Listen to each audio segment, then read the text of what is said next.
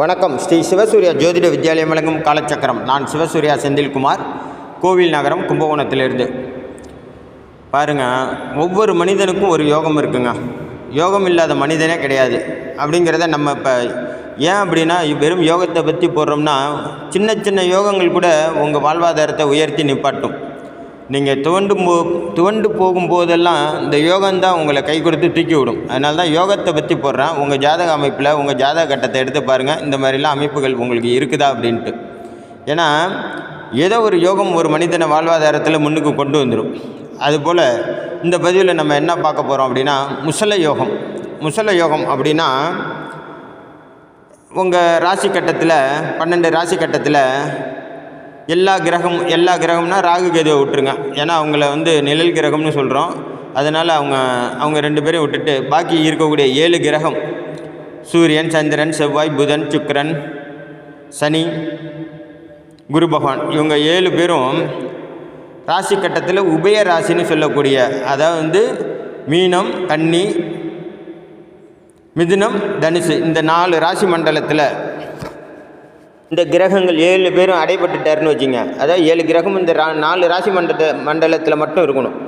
அந்த மாதிரி இருந்துருச்சு அப்படின்னா அந்த ஜாதகருக்கு முசல யோகம் செயல்பாட்டுக்கு வரும். முசல யோகம்ன்ற ஒரு யோகம் செயல்பட தொடங்கும். இந்த யோகத்தில் பிறந்தவரோட குணமும் நலமும் எப்படி இருக்கும் அப்படின்னு பார்த்தீங்கன்னா, மனநிலை, குணநலன்கள், மனநிலை, வாழ்வாதாரம், வாழ்க்கை உயர்வு, இதெல்லாம் எப்படி இருக்குன்னு பார்த்தீங்கன்னா ரொம்ப அற்புதமாக இருக்கும். இந்த ஜாதக அமைப்பில் பிறந்தவர் ரொம்ப கர்வம் உள்ளவராக இருப்பாங்க, கான்ஃபிடண்ட்டாக இருப்பாங்க, கர்வம் உள்ளவராக இருப்பாங்க. நினைத்த காரியத்தை எப்பாடுபட்டாவது முடித்து காட்டக்கூடிய செயல் வீரராக இருப்பாங்க. நிலையான குறிக்கோள், ஒரு விஷயத்தை எடுத்து அதை முடிச்சே ஆகணும் அப்படிங்கிற நிலையான குறிக்கோள் கொண்டவராக இருப்பாங்க இந்த ஜாதகர். பெரும் செல்வந்தராக இருப்பாங்க. சின்ன லெவலில் இருந்திருந்தால் கூட இவங்க பிறக்கும்போது இவங்களோட குடும்பம் மிடில் கிளாஸில் பிறந்திருந்தால் கூட வளர ஜாதகர் வளர பெரும் செல்வந்தராக ஆகிடுவாங்க.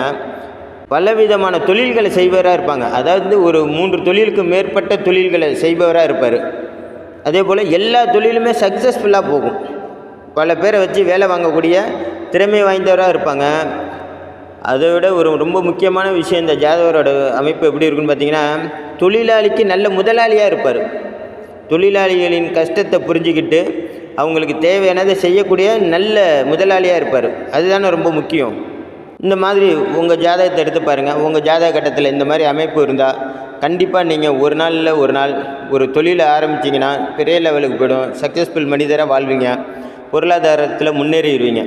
இதுலேயும் உங்களுக்கு யோகாதிபதியாக எந்த கிரகம் வருதோ அந்த கிரகத்தோட திசாபுத்தி 27 வயசுக்கு மேலே ஆரம்பிச்சிங்கன்னா ரொம்ப சூப்பராக இருக்குங்க உங்கள் ஜாதகம். உங்கள் ஜாதகத்தில் இந்த அமைப்பு இருக்கான்னு பாருங்கள், பயன்பெற்று கொள்ளுங்கள். உங்களுக்கு இந்த பதிவு பிடிச்சிருந்துன்னா மற்றவங்களுக்கு ஷேர் பண்ணுங்கள். நம்ம சேனலை இது வரைக்கும் நீங்கள் சப்ஸ்கிரைப் பண்ணாமல் பார்த்தா சப்ஸ்கிரைப் பண்ணி என்னோடய சேனலுக்கு சப்போர்ட் பண்ணுங்கள். உங்களுக்கு நிறைய நல்ல விஷயங்களை கொடுக்க எனக்கு மேலும் ஊக்கமாக இருக்கும் அது. நன்றி, வணக்கம். நல்லதே நடக்கும். வாழ்க வளமுடன்.